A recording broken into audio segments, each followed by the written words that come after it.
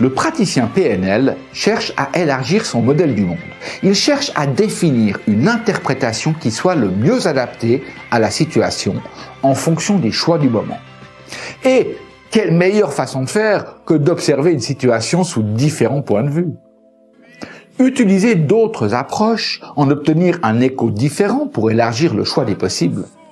Parce que nos perceptions des situations et des expériences sont grandement influencées par le point de vue ou la perspective à partir de laquelle nous les considérons.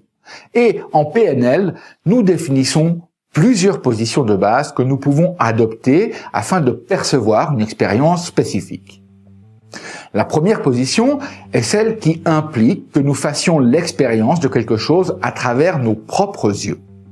Dans cette position, nous sommes associés, donc totalement impliqués avec tous les ressentis et les états internes liés à l'expérience. La deuxième position de perception est celle de l'autre. Pour prendre cette deuxième position, vous devez littéralement vous mettre dans les chaussures de l'autre. Associé à sa carte du monde, vous voyez, vous entendez et vous ressentez l'expérience comme si vous étiez l'autre. La troisième position est celle de l'observateur. C'est une position un peu en retrait qui vous permet de percevoir la relation entre vous et l'autre, à partir de la perspective d'un observateur. Vous êtes donc dissocié de l'expérience, comme si vous étiez au balcon avec vue sur l'expérience. La quatrième position est celle du groupe. On pourrait dire qu'elle est une synthèse des trois autres perspectives par laquelle nous incarnons le système dans son entier. La position méta, elle est en quelque sorte le Jiminy Cricket de Pinocchio. C'est notre moi majuscule qui observe le moi minuscule.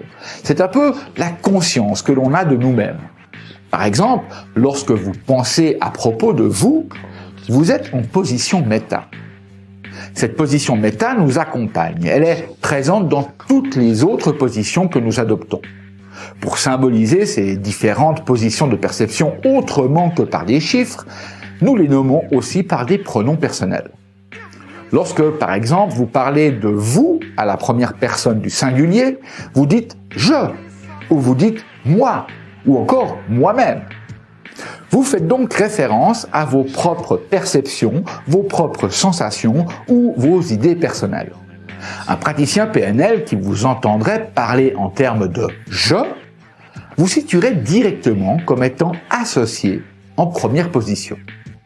Souvenez-vous que dans cette première position, vous êtes associé, ce qui veut dire que vous ne vous voyez pas vous-même, mais vous percevez tout ce qui vous entoure avec votre propre carte du monde. La seconde position est celle du « tu ». Dites-vous bien que si vous êtes en compagnie de plusieurs personnes, il existera plusieurs deuxièmes positions. Et adopter la deuxième position, c'est collecter de l'information à partir de la perspective de l'autre ou des autres personnes lors de l'interaction. C'est une position que nous adoptons temporairement, le temps de rassembler les informations utiles. Par exemple, lorsque nous reformulons, généralement, nous le faisons en adoptant cette deuxième position. Être capable d'adopter cette position constitue le fondement de l'empathie et de la compassion. Associé à la perception de l'autre, voyant avec ses yeux, ressentant et écoutant comme si on était l'autre. C'est vraiment voyager dans les baskets de l'autre et se servir de sa carte pour visiter son modèle du monde. C'est aussi adopter ses croyances, ses présuppositions, ses affects et ses comportements verbaux comme non verbaux. Il devient donc évident que si l'on souhaite modéliser certaines compétences d'autres personnes, utiliser la deuxième position devient inévitable et nécessaire. Une fois de plus, un PNListe remarque rapidement le pronom personnel « tu » employé par ses interlocuteurs. Ainsi, il peut situer la position utilisée, il peut s'y synchroniser ou encore amener son interlocuteur à visiter d'autres positions, le conduisant à étayer sa carte du monde et à s'offrir de nouvelles options de choix possibles. La position de l'observateur, la troisième position, celle du « il » ou du « elle », vous situe temporairement à l'extérieur de la boucle de communication.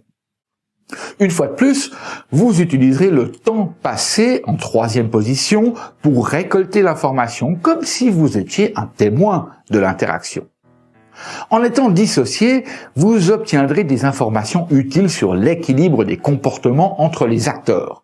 Par exemple, vous pourrez observer si la relation est symétrique ou si elle est complémentaire. Si un des protagonistes occupe la position haute ou au contraire la position basse. Vous pourriez également observer la qualité du rapport, les comportements qui sont en synchronie et ceux qui peuvent être synchronisés. Mais vous pouvez surtout éviter d'être envahi par des émotions ou des affects non désirés. Et en conduisant vos interlocuteurs vers cette troisième position, c'est-à-dire en l'amenant à se dissocier pour devenir un observateur de la situation, vous pourrez le soulager d'une charge émotionnelle trop intense, laissant ainsi place à la raison plus qu'à l'émotion.